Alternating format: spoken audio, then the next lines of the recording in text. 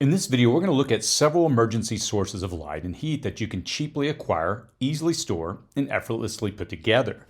Then we'll gauge their practicality, measure their efficiency, and dispel a few myths along the way. I'll tell you which we think are the safest and which can turn your disaster into a more significant crisis. You don't want to skip through this content, especially if you're going to rely upon one of the heating or lighting methods discussed in this video as your primary backup after a disaster. The truth about the risk and actual capabilities, they might surprise you.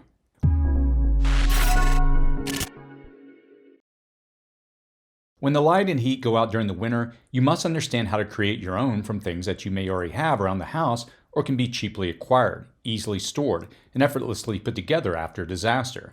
These first two can provide light but won't give you much heat beyond warming your fingers. To read about any of the sources of light covered here, visit cityprepping.com/heaters. Oil lamps. An oil-based lamp is easy to make. Oil lamps, the oldest form of candles, have been used since the 2nd century BC, evolving from clay and stone to bronze and glass until the advent of electricity in the late 19th century. Various oils like whale, olive, coconut, and fish oil were used, each with different flammability levels. While a single oil lamp provides only a small flame, it can keep fingers warm, heat liquid, or it can be combined with others for more warmth. Its primary purpose is just to have a long burning source of light to see by. To make an oil lamp, you need a container, a wick, and the oil. That's it. Here I use a single serving stainless steel teapot, a single strand of a cotton mop, and some grapeseed oil. Simply dip the wick in oil, insert it into the spout of the teapot, then fill the teapot halfway with oil.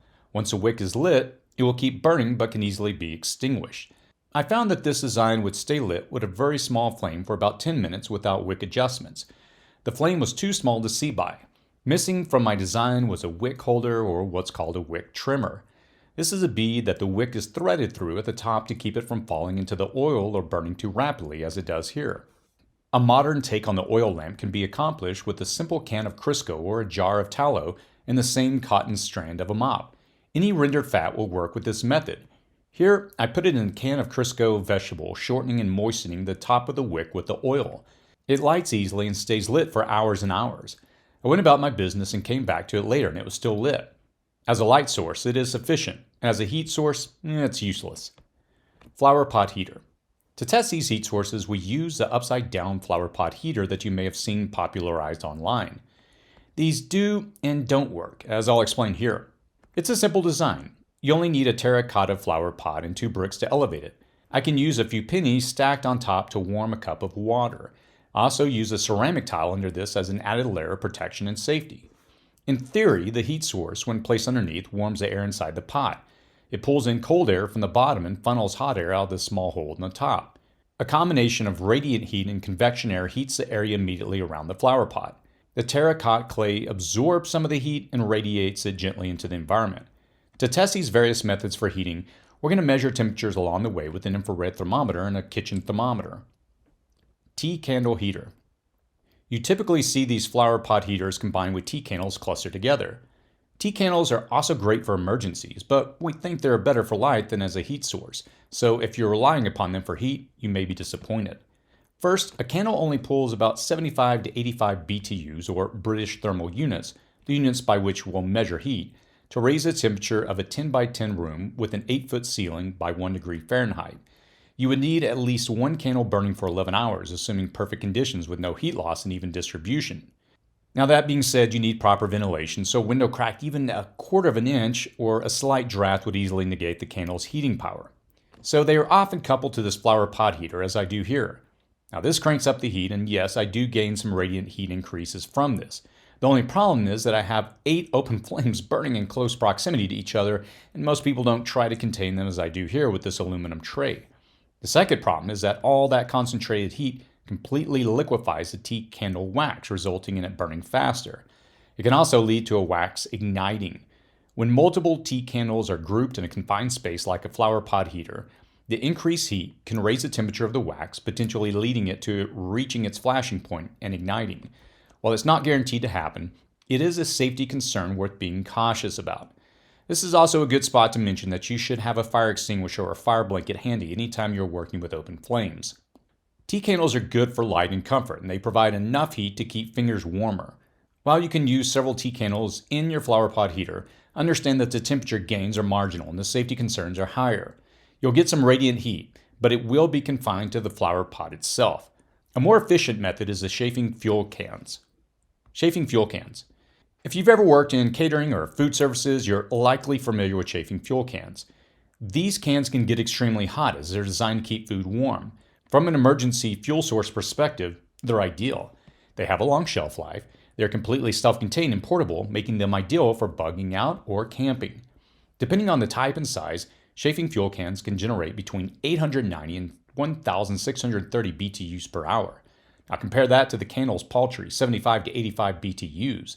In the same 10 by 10 room with an 8-foot ceiling, it would take about half an hour to raise the temperature 1 degree in a perfect condition.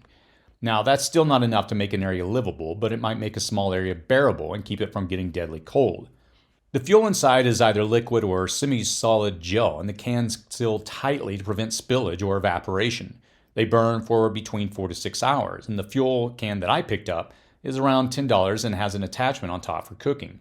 So I wanted to see how hot it could actually get. After 20 minutes, it managed to raise the temperature of 8 ounces of water to around 175 degrees. Now that's far short of boiling and uses too much of a fuel source to be called efficient. It's perfect for tea or hot beverages to keep you warm. Now the same type of chafing fuel can under the flower pot only raised the temperature to 125. This is because the cup is much farther from the heat source. So you can't solely rely upon this for all your heating and cooking needs. That is not hot enough to pasteurize water to make it safe from biological contaminants to drink. It is hot enough to cook an egg over. This isn't a long-term solution, but we are looking for efficiencies in a post-disaster environment, and this works for that. Now I added a second chafing can under the pot, and with some slight reconfigurations, I could probably fit about 3 under there. Unlike the basic tea candles, I don't risk the wax spontaneously igniting with these. 2 or 3 of these under our flower pot heater are going to create a relatively safe radiant heat source on par with a small radiator. It offers localized warmth and is ideal for small, well-ventilated spaces. One chafing fuel can under our flower pot heater produced a gentle, radiant heat source. With 2 cans, a cup of water was heated to 148 degrees Fahrenheit in 5 minutes, sufficient for pasteurization but not boiling. It probably would never boil because of the distance from the actual flame to the cup of the water. It also was an effective radiant heat source. The pot reached temperatures above 300 to 400 degrees Fahrenheit, creating gentle, localized radiant heat. It would not be efficient to raise the temperature in a room larger than 10 by 10 feet. However, if you just had this within a tent environment, you could create a warm microclimate for yourself in just a few minutes. I also have to acknowledge the safety factor of these. They have a very hot flame that is easily extinguished just by putting a lid on top.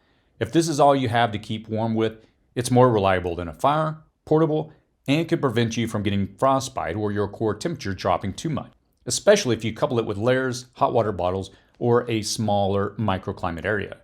I recommend having a few of these in your winter prepping supplies and maybe even 1 or 2 in your bug out bag.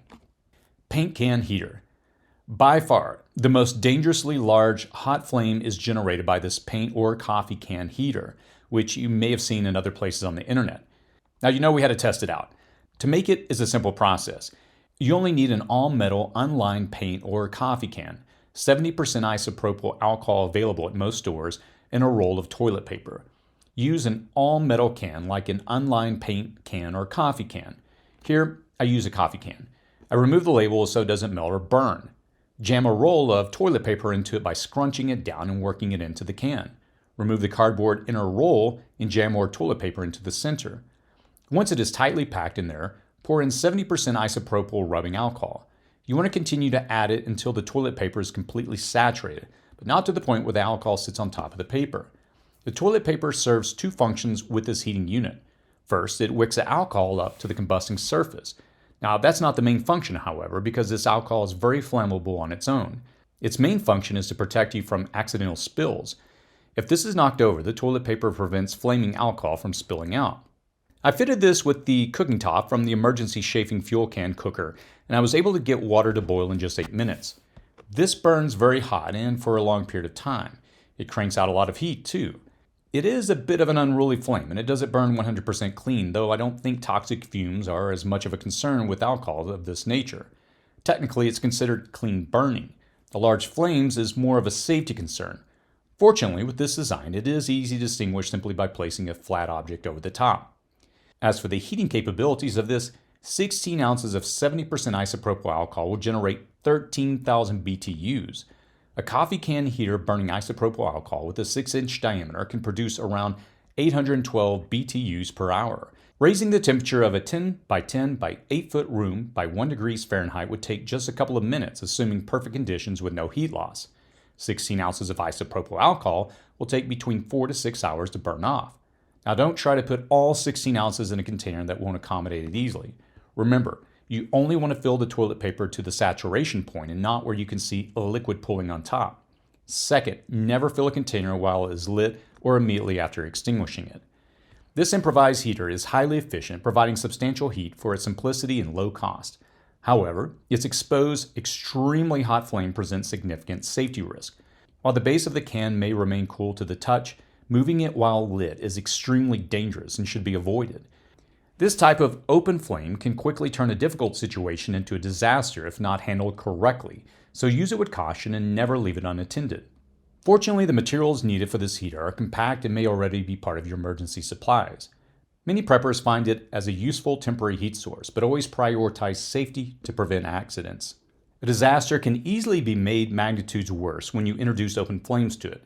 In the aftermath of a disaster, though, you'll need both light and heat. If you need the kind of heat that will keep you from freezing to death, then consider the emergency alcohol can heater. If you want a combination of light and heat, consider the chafing fuel cans. It's our opinion that the chafing cans are the safest and the tea candle is probably even more dangerous than the high generating alcohol burner. If you only need a little light, tea candles or even a basic oil lamp might be your easiest solution. Whichever you choose, use an abundance of caution and couple your method with our other winter survival tip videos that I'll link to below and on the right side of the screen here. The first is 9 survival tips for a winter power outage, and the second is 30 affordable winter survival items to get now. Coupling the heat and the light solutions discussed here with the solutions and items discussed in these 2 videos to watch next will ensure that you will have what you need when the lights are out and the temperature is dropping so you can see and keep warm. As always, stay safe out there.